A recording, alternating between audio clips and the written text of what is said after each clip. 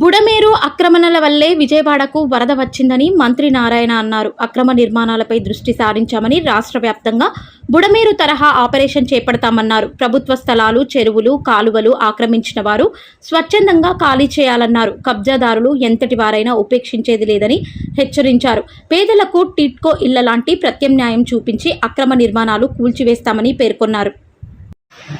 అలాంటి భయంకరమైనది వచ్చింది. అందుకనే ఆపరేషన్ బుడమేరు అని ముఖ్యమంత్రి అనౌన్స్ చేశారు. ఈ ఆపరేషన్ బుడమేరు రాష్ట్రంలోని అన్ని ఏరియాలు ఇంప్లిమెంట్ చేస్తాం. నేను అందరికీ చెప్తున్నా, ఎవరైతే ప్రభుత్వ స్థలాలు కానీ, ప్రభుత్వ కెనాల్స్ కానీ, ప్రభుత్వం యొక్క చెరువులుగా ఆక్యుపై చేసుకుంటే మీరు స్వచ్ఛందంగా ఖాళీ చేయండి. ఎంతటి పెద్దవాళ్ళైనా, ఏ పార్టీ వాళ్ళైనా ఖచ్చితంగా నిక్కచ్చిగా యాక్షన్ తీసుకొని తొలగించడం జరుగుతుంది. అయితే ఇక్కడ చాలామంది పేదలు, నిరుపేదలు ఆక్యుపై చేసుకొని ఉంటారు. ముఖ్యమంత్రి గారు చాలా క్లియర్గా ఇన్స్ట్రక్షన్ ఇచ్చారు. పేదలు, నిరుపేదలు ఎవరైతే ఉంటే వాళ్ళకి ఆల్టర్నేట్ చూపించండి. టిట్కో హౌస్ లాంటి హౌస్ని అలాట్ చేసేసి వాళ్ళని ఖాళీ చేయమన్నారు. ఏ పేదవాడిని కూడా ఇబ్బంది పెట్టద్దు. పేదవాడికి ఆల్టర్నేట్ చూపించి ఆ బిల్డింగ్స్ని కొలాప్స్ చేయమన్నారు. కాబట్టి ఏ పేదవాడిని కూడా మేము ఇబ్బంది పెట్టం. ఆపోజిషన్ వాళ్ళు అంటే మన రాష్ట్రంలో ఆపోజిషన్ పార్టీ లేదు.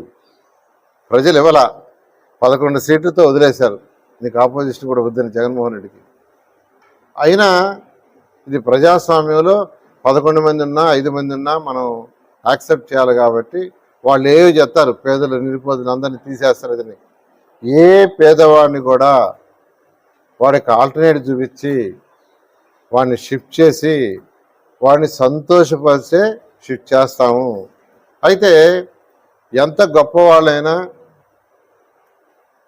ఏ పార్టీ వాళ్ళైనా ఉపేక్షించేది లేదు. ఉపేక్షిస్తే విజయవాడలో ఇబ్బంది పెట్టినట్టుగా లక్షల మంది సఫర్ అవ్వాల్సి వస్తుంది. దీనికి అందరూ కోఆపరేట్ చేయాల్సిందిగా రిక్వెస్ట్ చేస్తున్నాం.